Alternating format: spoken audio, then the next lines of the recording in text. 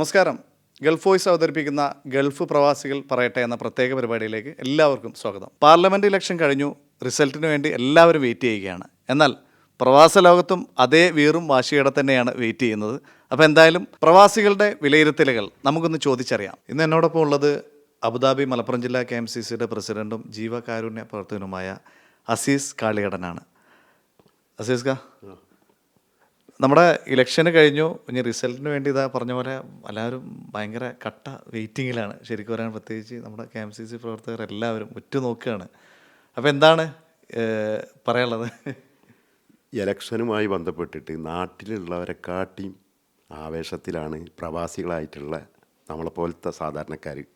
കാരണം ആകാംക്ഷ എന്ന് പറഞ്ഞാൽ നാട്ടിൽ ഒരു സ്ഥിരത ഉള്ള മതേതരത്വ സർക്കാർ വരണം എന്നാണ് ആഗ്രഹം, പ്രാർത്ഥന. അപ്പോൾ അതിന് വേണ്ടിയിട്ടുള്ളൊരു മനസ്സിലിങ്ങനെ വെയിറ്റ് ചെയ്ത് നിൽക്കുക 4-ാം തീയതി അങ്ങനെ ഒരു സർക്കാർ വരണം എന്നുള്ളത്. കേരളത്തിൽ ഇതിൻ്റെ റിസൾട്ട് എത്രത്തോളം, എന്താണ് നിങ്ങളുടെ കാഴ്ചപ്പാട്? ഇന്ത്യ മുന്നണി കേന്ദ്രത്തിൽ വരണം എന്നുള്ള ആഗ്രഹത്തിലാണ് കേരളത്തിലെ ജനങ്ങൾ. അപ്പോൾ ആ ഇന്ത്യ മുന്നണിൻ്റെ ലീഡർഷിപ്പിലുള്ള കോൺഗ്രസ്സാണ്, രാഹുൽ ഗാന്ധിയാണ്. അപ്പോൾ രാഹുൽ ഗാന്ധിക്ക് ഭൂരിപക്ഷം കിട്ടുന്ന ഒരു എലക്ഷൻ റിസൾട്ടായിരിക്കും കേരളത്തിൽ നിന്നുണ്ടാകുക. അത് 20 സീറ്റും കിട്ടുമെന്നാണ് എൻ്റെ പ്രതീക്ഷ. ഏതാണ് ശരിക്കും മണ്ഡലം? എൻ്റെ മണ്ഡലം പൊന്നാനിയാണ്. പൊന്നാനി മണ്ഡലം. ഞാൻ എപ്പോഴും നമ്മൾ പറയാറ് പോലെ കേരളത്തിൽ ഉറ്റുനോക്കുന്ന ഒരു മെയിൻ മണ്ഡലമാണ് പൊന്നാനി മണ്ഡലം. അപ്പോൾ അതെങ്ങനെ, പൊന്നാനി മണ്ഡലത്തിൻ്റെ കാഴ്ചപ്പാട് എന്താണ്? ആര് വരും, എങ്ങനെയാണ്? പൊന്നാനി സ്ഥിരം UDFൻ്റെ മണ്ഡലമാണ്. അത് ഒരാൾക്കും എക്കശങ്കയില്ലാതെ ഒരു സംശയം വേണ്ട, പൊന്നാനിയിൽ UDFൻ്റെ മുസ്ലിം ലീഗിൻ്റെ സ്ഥാനാർത്ഥിയായിട്ടുള്ള അബ്ദുസമദ് സമദാനിയാണ്. അദ്ദേഹം വൻ ഭൂരിപക്ഷത്തിൽ ജയിക്കുന്ന ഉറപ്പാണ്. ആരെന്ത് പറഞ്ഞാലും ഒരു സംശയമില്ല. കാരണം എന്താണെന്ന് വെച്ചാൽ അദ്ദേഹത്തിന് മുസ്ലിം ലീഗുകാർ മാത്രമല്ല അദ്ദേഹത്തിനെ സ്നേഹിക്കുന്നവരും അദ്ദേഹത്തിന് വേണ്ടിയിട്ട് വോട്ട് ചെയ്യുന്നവരും ഒരുപാട് മറ്റ് മതസ്ഥരും സാമൂഹിക രംഗത്തുള്ളവരും സാംസ്കാരിക രംഗത്തുള്ളവരൊക്കെ അദ്ദേഹത്തിന് വോട്ട് ചെയ്യും. അദ്ദേഹത്തിനൊരു മതാടിസ്ഥാനത്തിലോ അല്ലെങ്കിൽ ഒരു പാർട്ടി അടിസ്ഥാനത്തിലോ കാണരുത്. അദ്ദേഹം ഒരു പൊതു സ്വത്താണ്. നിങ്ങൾക്ക് ഇപ്പോൾ പാർലമെൻറ്റിലുള്ള ഇതിൽ മനസ്സിലാക്കാനാ. പിന്നെ മുസ്ലിം ലീഗിനെ സംബന്ധിച്ചിടത്തോളം ഒരു നേതൃത്വമുണ്ട്. അത് വളരെ പക്വമതിയായിട്ടുള്ള പാണക്കാട് കുടുംബമാണ് അത് നിയന്ത്രിക്കുന്നത്. അത് വേറെ ആര് പറഞ്ഞാലും ആ വോട്ട് അങ്ങോട്ടും ഇങ്ങോട്ടും മറിയാൻ വളരെ സാധ്യത കുറവാണ്. അപ്പോൾ പൊന്നാനി നമുക്ക് പ്രതീക്ഷിക്കാം. നമുക്ക് 100% കഴിഞ്ഞ അത്ര തന്നെ ഭൂരിപക്ഷം പ്രാവശ്യം ബഹുമാനപ്പെട്ട സമദാനി സാഹിബിക്ക് ഉണ്ടാവും എന്നാണ് എൻ്റെ പ്രതീക്ഷ. എന്നോടൊപ്പം ഇപ്പോൾ ഉള്ളത് Abu Dhabi Kerala social centre president ബീരാൻകുട്ടിക്കാണ്. നമ്മുടെ ഇലക്ഷനെ കുറിച്ച് അതിൻ്റെ ഒരു വിലയിരുത്തൽ എന്താണ്? തീർച്ചയായും തെരഞ്ഞെടുപ്പ് കഴിഞ്ഞു, വോട്ടെല്ലാം പെട്ടിയിലായി. ഇനി ഏകദേശം ഒരാഴ്ചയ്ക്ക് അകം തന്നെ നമുക്ക് എന്താണ് അതിൻ്റെ റിസൾട്ട് എന്ന് അറിയാൻ കഴിയും.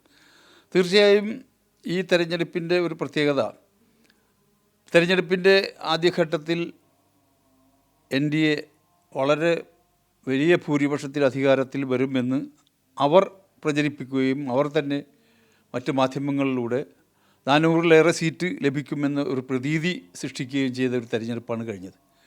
പക്ഷേ ഒന്നാം ഘട്ടം കഴിഞ്ഞു, രണ്ടാം ഘട്ടം കഴിഞ്ഞപ്പോൾ അവരുടെ രീതി, ബോഡി ലാംഗ്വേജ് അടക്കം മാറുകയും പരാജയം ഏകദേശം ഭൂരിപക്ഷം ലഭിക്കുമോ എന്ന് സംശയിക്കത്തക്ക രീതിയിലാണ് വിവിധ ഘട്ടങ്ങൾ കഴിഞ്ഞപ്പോഴുള്ള ഇന്നത്തെ അവസ്ഥ.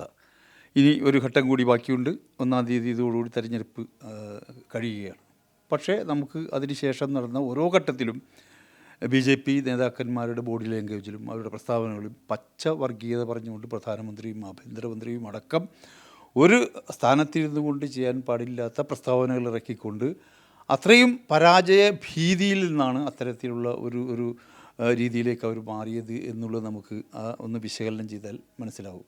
അത്തരം ഒരു വലിയ പ്രതീക്ഷയിലാണ് ഇന്ന് ഇന്ത്യ മഹാരാജ്യം നിലനിൽക്കുന്നത്. അത് ശുഭോതർക്കം തന്നെയാണ്.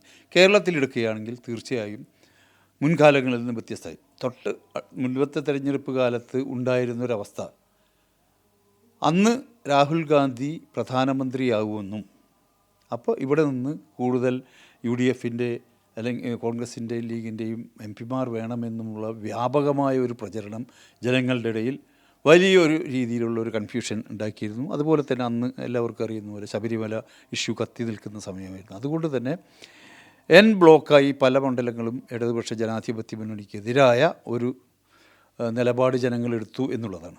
പക്ഷേ ഈ കഴിഞ്ഞ 5 വർഷക്കാലത്തെ പ്രവർത്തനങ്ങൾ, എം പിമാരുടെ പ്രവർത്തനങ്ങളും മറ്റ് ഇന്ന് രാജ്യത്ത് നിലനിൽക്കുന്ന ഒരു അവസ്ഥയിൽ കോൺഗ്രസ് എന്നുള്ള രീതിയിൽ അതിനെ മാത്രമല്ല ഇന്ന് ഇവിടെ നിലനിൽക്കുന്ന ജനാധിപത്യവും മതേതരത്വവും നിലനിൽക്കണം എന്ന് ആഗ്രഹിക്കുന്ന ജനാധിപത്യ വിശ്വാസികൾ കോൺഗ്രസിനെ വിശ്വാസത്തിലെടുക്കാൻ പോലും കഴിയാത്തൊരു തലത്തിലേക്ക് കോൺഗ്രസിൻ്റെ പല നേതൃത്വവും പല സംസ്ഥാനങ്ങളിലും എത്തിച്ചേർന്നിരിക്കുന്നു.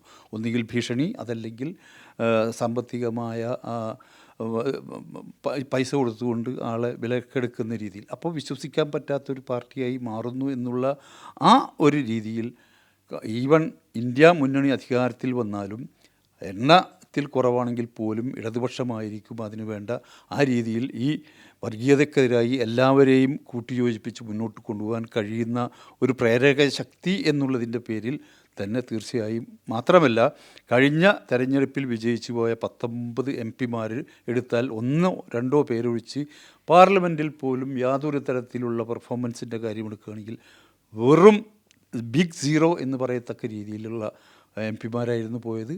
ഇതെല്ലാം തീർച്ചയായും ഒരു ഘടകമായി മാറും എന്നുള്ളത് കൊണ്ട് തന്നെ ഇടതുപക്ഷ ജനാധിപത്യ മുന്നണിക്ക് കേരളത്തിലെ ഭൂരിപക്ഷം സീറ്റുകളിലും വിജയിക്കാനുള്ളൊരു സാധ്യതയാണ് ഇതുവരെയുള്ള വിശകലനത്തിൽ നിന്ന് മനസ്സിലാകുന്നത്. താങ്കളുടെ മണ്ഡലം ഏതാ? ചാലക്കുടി. അപ്പോൾ ഈ ചാലക്കുടി മണ്ഡലത്തിനെ പറ്റിയുള്ളൊരു ചാലക്കുടി മണ്ഡലവും തീർച്ചയായും പല അട്ടിമറികളും നടന്നിട്ടുണ്ടെങ്കിൽ ചാലക്കുടിയുടെ മണ്ഡലത്തിൻ്റെ ഒരു അംഗബലം നോക്കിയാൽ ഒരു UDF ചെറിയ മേൽക്കൈയുള്ള മണ്ഡലമാണ്. പക്ഷേ അവിടെ പലരും ഇടതുപക്ഷത്തിൻ്റെ പ്രതിനിധികൾ വിജയിച്ചിട്ടുണ്ട്. പക്ഷേ ഇത്തവണത്തെ സ്ഥാനാർത്ഥി രവീന്ദ്രനാഥ് മാഷ് ഒരു പാർട്ടി അല്ലെങ്കിൽ ഇടതുപക്ഷത്തിനപ്പുറത്തേക്ക് കേരളത്തിലെ ഒരു മന്ത്രി, വിദ്യാഭ്യാസ മന്ത്രി എന്നുള്ള രീതിയിലും അദ്ദേഹം ചെയ്ത പെർഫോമൻസും മൊത്തം ജനകീയമായി ജനങ്ങളുടെ ഇടയിൽ വലിയ രീതിയിലൊരു മതിപ്പുണ്ടാക്കുന്നൊരു സ്ഥാനാർത്ഥിയാണ് എന്നുള്ളത് കൊണ്ടും നിലവിലെ ഇടതുപക്ഷത്തിനുള്ള സാധ്യതയും വെച്ചുകൊണ്ട് തീർച്ചയായും ഇടതുപക്ഷ ജനാധിപത്യ മുന്നണി സ്ഥാനാർത്ഥിയായ രവീന്ദ്രൻ മാഷ് ജയിക്കും എന്ന് തന്നെയാണ് ഞാൻ വിശ്വസിക്കുന്നതും നാട്ടിൽ നിന്ന് കിട്ടിയിട്ടുള്ള റിപ്പോർട്ട്. നമ്മളെ ഇലക്ഷനൊക്കെ കഴിഞ്ഞിരിക്കാൻ റിസൾട്ടിന് വേണ്ടി കട്ട വെയിറ്റിംഗ് ആണ് എല്ലാവരും. അപ്പോൾ എന്താണ് ടോട്ടൽ റിസൾട്ടിനെ പറ്റിയുള്ളൊരു കാഴ്ചപ്പാട് നിങ്ങൾക്ക്? പ്രവാസികൾക്ക് പ്രത്യേകിച്ച് ഭയങ്കര ആകാംക്ഷയിലിരിക്കുകയാണ്. അപ്പോൾ എന്താണ് കാഴ്ചപ്പാട്? ഈ തവണ എലക്ഷൻ പ്രഖ്യാപിച്ചത് മുതൽ അതിൻ്റെ അവസാനം വരെയുള്ള അതിശക്തമായ UDF പ്രവർത്തനങ്ങൾ കാണുമ്പോൾ നമുക്ക് തീർത്ത് പറയാൻ സാധിക്കും 20 സീറ്റിലും 20-20 എന്നുള്ള നിലക്കുള്ള ഒരു നല്ല റിസൾട്ട് ഉണ്ടാകാൻ പോവുകയാണ്. കാരണം ജനങ്ങൾ മാറ്റം ആഗ്രഹിക്കുന്നു.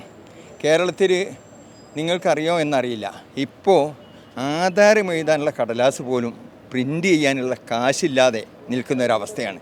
ആ സമയത്തും മുഖ്യമന്ത്രിയും കൂട്ടരും സുഖിക്കാൻ വേണ്ടി ഗൾഫിലേക്ക് പോവുകയാണ്. ഇതൊക്കെ ജനങ്ങൾ കാണുന്നുണ്ട്, ജനങ്ങൾ മനസ്സിലാക്കുന്നുണ്ട്. ജനങ്ങളുടെ പ്രയാസങ്ങൾക്കോ അവരുടെ ബുദ്ധിമുട്ടുകൾക്കോ ഒന്നിനും തന്നെ പരിഹാരം കാണുന്നില്ല. അതുകൊണ്ട് ഈ സർക്കാർ മാറി കേരളത്തിലും കേന്ദ്രത്തിലും ഭരണമാറ്റമുണ്ടാകുമെന്നുള്ള ശുഭപ്രതീക്ഷയിലാണ് ജനാധിപത്യ വിശ്വാസികളും മതേതരവാദികളും. പ്രവാസികൾക്കൊക്കെ എന്തെങ്കിലുമൊക്കെ മെച്ചമുണ്ടാവുമോ? പ്രവാസികൾക്ക് ഇതുവരെ ഒന്നും കിട്ടിയിട്ടില്ല. ഇത് നമുക്കറിയാം, കേരള ബജറ്റ് വരുമ്പോഴും കേന്ദ്ര ബജറ്റ് വരുമ്പോഴും അവഗണിക്കപ്പെടുന്ന ഒരു വിഭാഗമാണ് എപ്പോഴും എന്നും പ്രവാസികൾ. പക്ഷേ കേരളത്തിൻ്റെയും ഇന്ത്യയിലെയും ഭരണം താങ്ങി നിർത്താൻ അവർക്ക് വേണ്ടുന്ന ഫണ്ട് ഇവിടെ നിന്ന് അയച്ചു കൊടുത്തുകൊണ്ട് ഏറ്റവും വലിയ സേവനമാണ് പ്രവാസികൾ നടത്തുന്നത്. പക്ഷേ അവരോട് കാണിക്കുന്ന ഈ അവഗണന നീതീകരിക്കാൻ സാധിക്കുന്നതല്ല. ഏതാ മണ്ഡലം?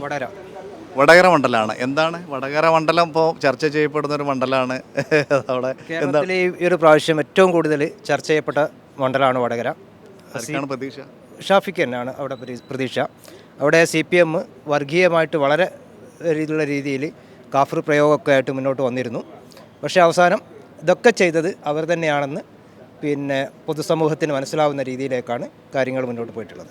അപ്പം നിങ്ങളുടെ അഭിപ്രായം ഷാഫി പറമ്പിൽ തന്നെ അടിച്ചെടുക്കും? 1 ലക്ഷത്തിൻ്റെ മുകളിൽ ഭൂരിപക്ഷത്തിന് ഷാഫി പറമ്പിൽ, 1 ലക്ഷത്തിൻ്റെ മേലെ ഭൂരിപക്ഷത്തിൻ്റെ മുകളിൽ.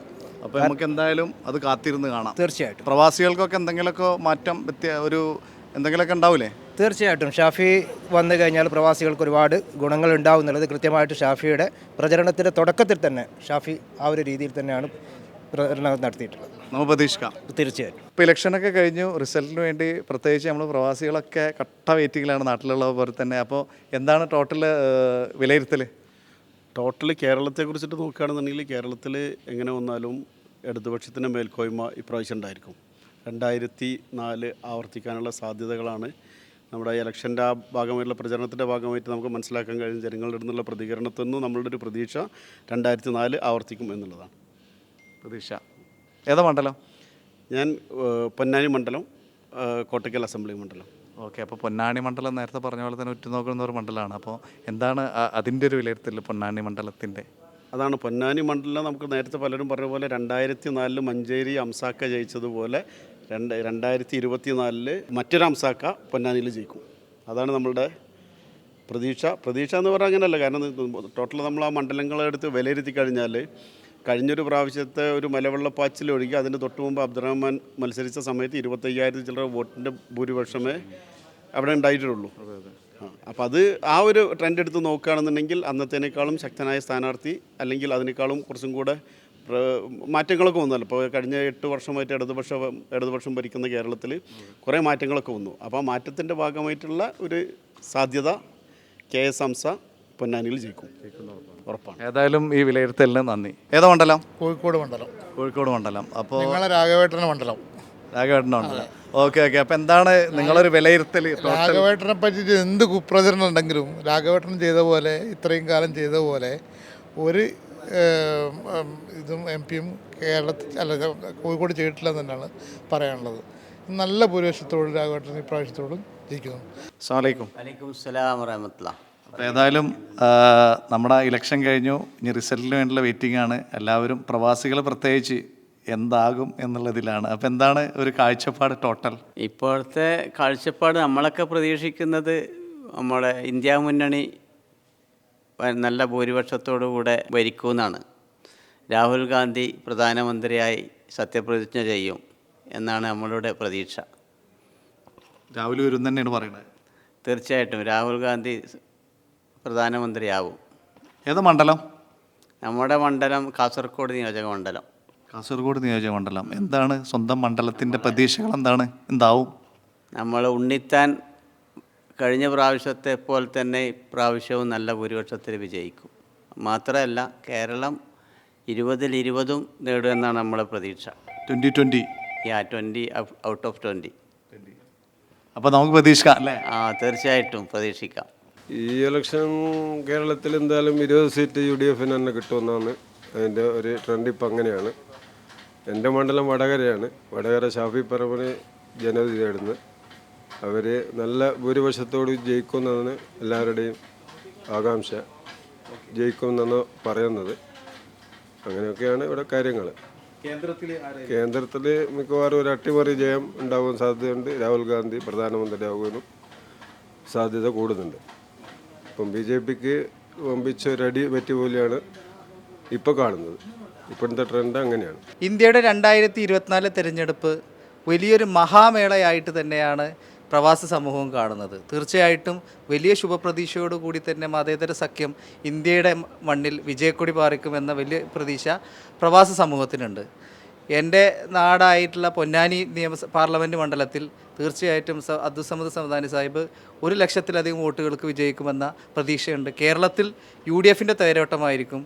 ഇന്ത്യ മുന്നണി അധികാരത്തിൽ വരും. രാഹുൽ ഗാന്ധി ഇന്ത്യയുടെ പ്രധാനമന്ത്രിയാകും.